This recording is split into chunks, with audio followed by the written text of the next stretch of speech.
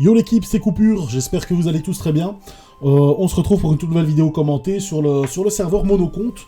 Donc voilà, avec du combat et du combat entre guillemets à moyen level, hein, niveau 150, donc qui est vraiment franchement pas mal qu'il y ait des gens en petit tout simplement, donc sur le serveur Monocompte à ce niveau-là. Et donc là c'est un combat à match-up miroir contre Kra, et c'était pas... on va assister à un autre match-up miroir que le dernier Kra contre Kra, qui était niveau 200, 199, qu'on avait pu voir dans la dernière vidéo de rétro, parce que là c'est des gars qui sont quand même au petit en 11-6. Donc franchement, allez, en tout cas ici il y a Pastèque, chouette nom, qui est en 11-6. L'autre, j'ai pas bien vu, il était en combien exactement. Mais ça risque d'être très très intéressant et de nous retrouver dans un combat clairement où il va falloir bien gérer les lignes de vue, etc. Donc vraiment comme l'autre. L'autre, il est en 11-5. Ok, d'accord, il a un PM en moins. On voit qu'il est quand même en panneau melou, hein, le moins 4% de résistance terre qui veut tout dire. Et par contre, ouais, ça, du coup...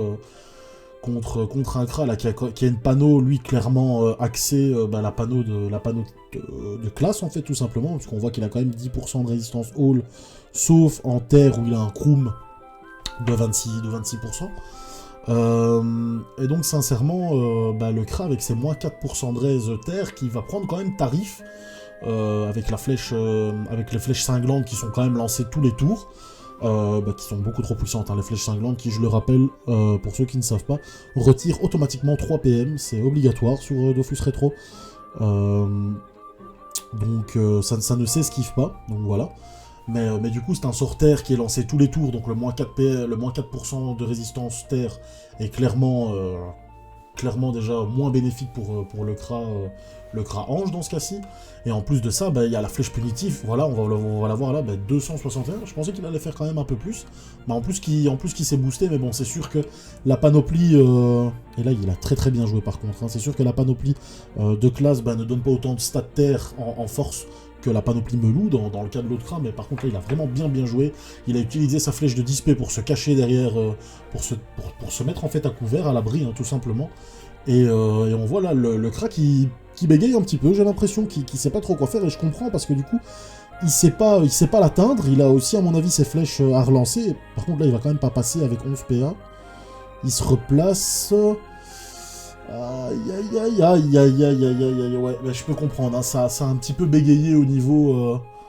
Ah non, il a lag, ok, d'accord. My bad, il a lag. Enfin, peut-être que c'est ce qu'il dit, sincèrement, c'était très délicat, en tout cas pour lui, de faire un tour correct.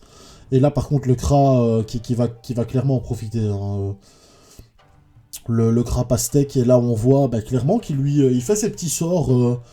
il roxe un petit peu dans tous les sorts, en fait, tout simplement. On va voir le Kra. Ok. Plus 14 en coup critique. Des flèches harcelantes qui font quand même leurs dégâts, mine de rien. 155 dégâts, bon, c'est en coup critique, hein. Bon, il retape un coup critique, donc 155 x 2. Mais qui est quand même bien dans le mal. Après, là, il va pouvoir, voilà, se cacher là dans le coin. Normalement, il est plus ou moins safe, mais si ça commence à la jouer à la flèche explo, il est clairement plus dans le mal que le Kra qui est démon. Ouais, ça va jouer à la flèche explosive, et ouais, il lui reste 600 points de vie. Que l'autre Kra, par contre, il lui reste plus du double, hein. Plus du double, voire le triple. Ok, non, il décide quand même de lancer sa flèche punitive dans le vide, mais comme ça lui permet de toute façon après de pouvoir faire éventuellement un tour, un très gros tour pas le tour suivant, le tour d'après. On va voir un petit peu qu'est-ce que ça va donner. Ok, l'autre Kra décide de faire de même.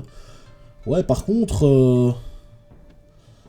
Ouais, il fait que ça, mais l'autre, le Kra Brakmarien, lui, qui va pouvoir à chaque fois mettre des flèches explo.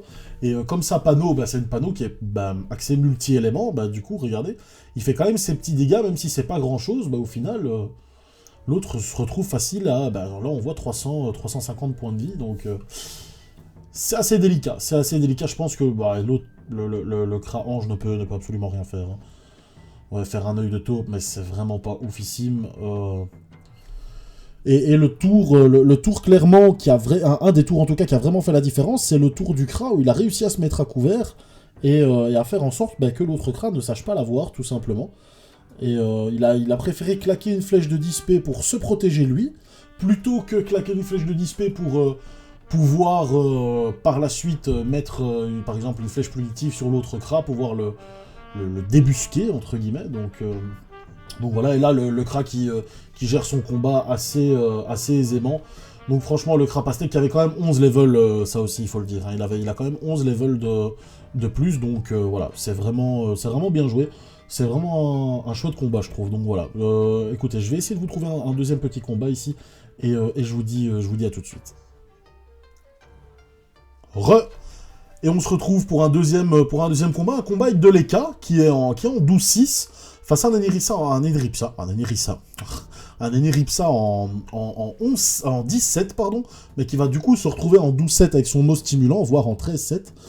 Et c'est toujours intéressant de voir un combat contre un Eniripsa qui est vraiment une excellente classe sur Dofus, que ce soit Dofus 2 ou Dofus Rétro, mais en tout cas sur Dofus Rétro. C'est vraiment une excellente classe, donc on va voir un petit peu ce que ça donne.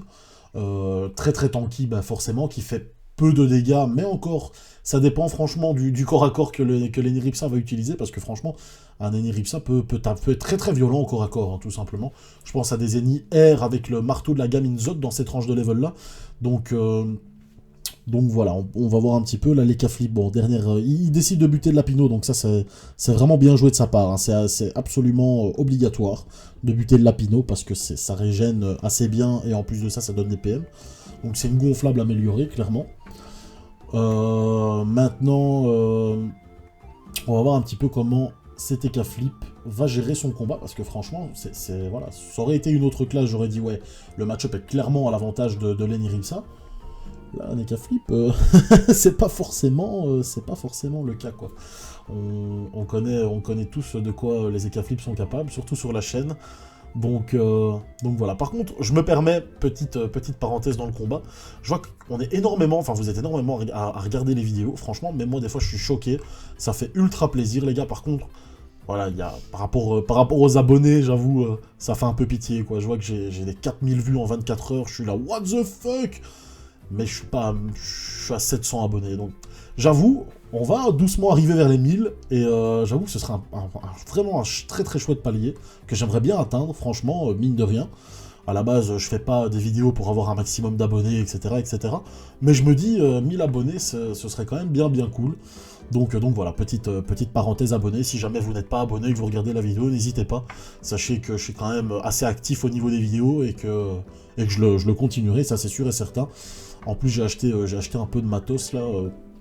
J'ai acheté un bel écran pour pouvoir faire un écran assez large, un 34 pouces pour pouvoir faire tous mes montages, etc. Donc ça s'annonce, l'année 2021 s'annonce très bien.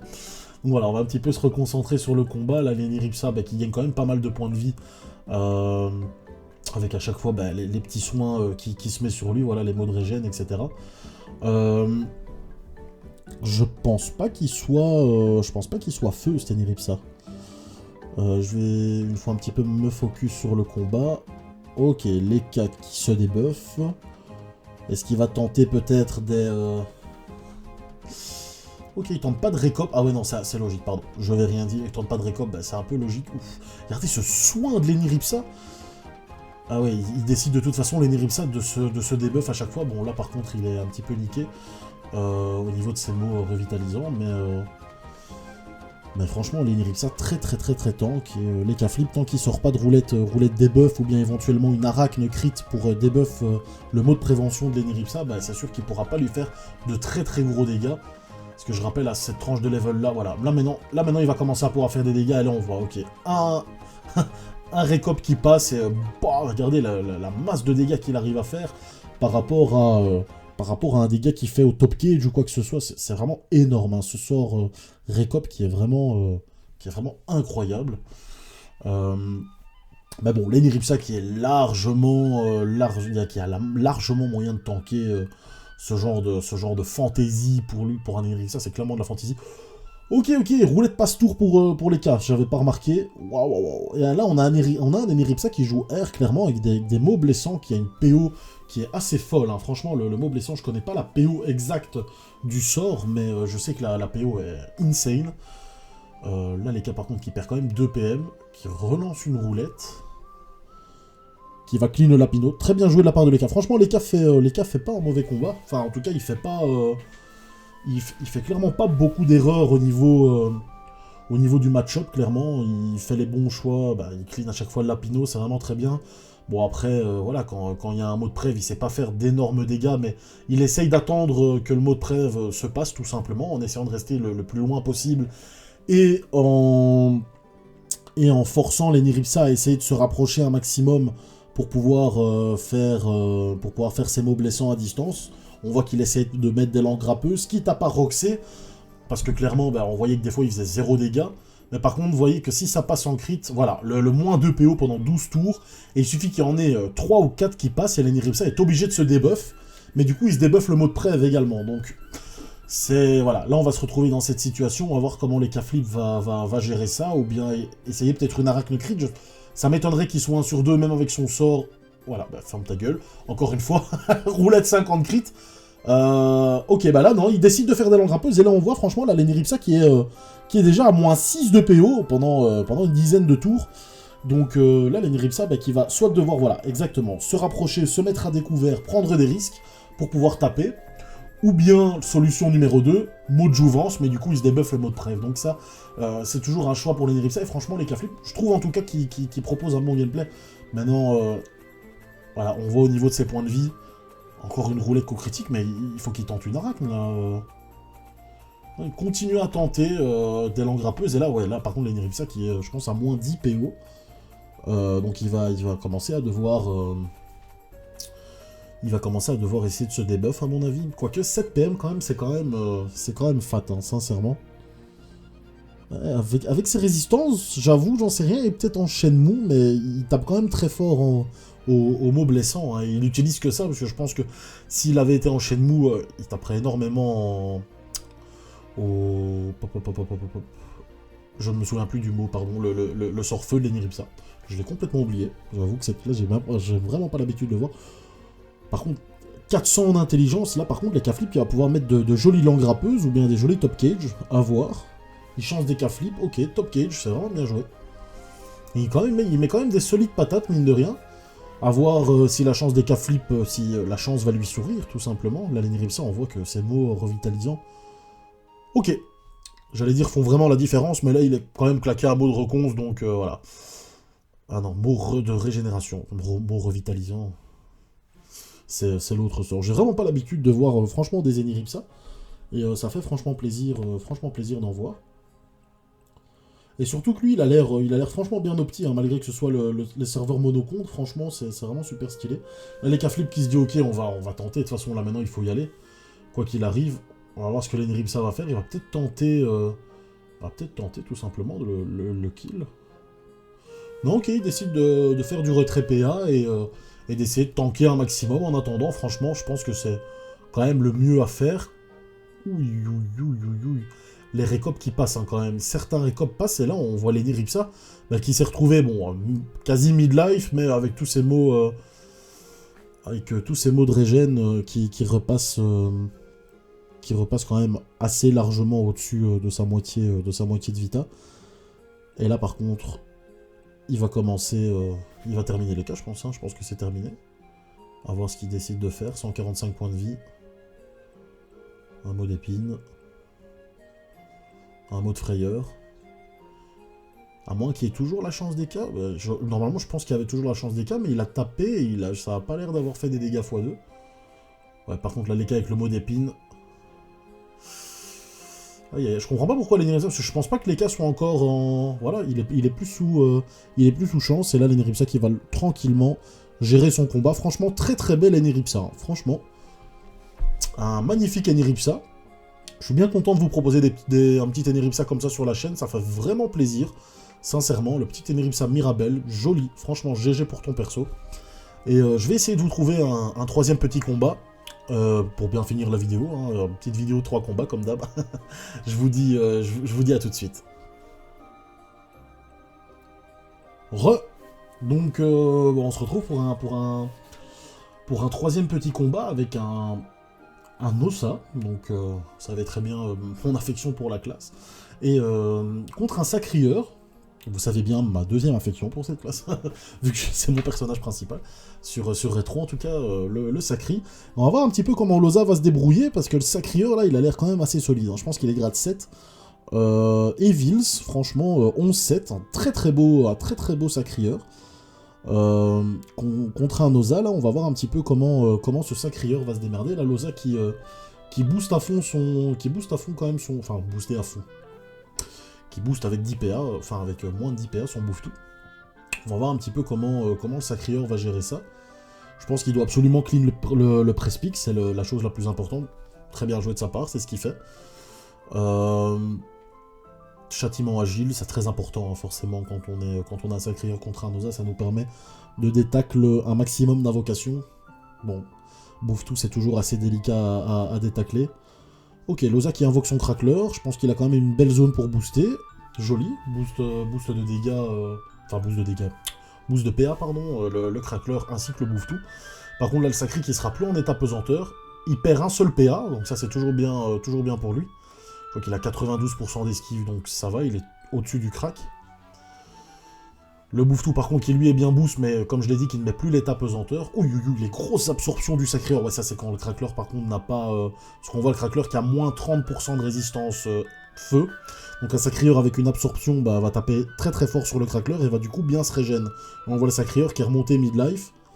Et forcément quand le Crackler n'est pas crapaud, c'est vraiment toujours délicat.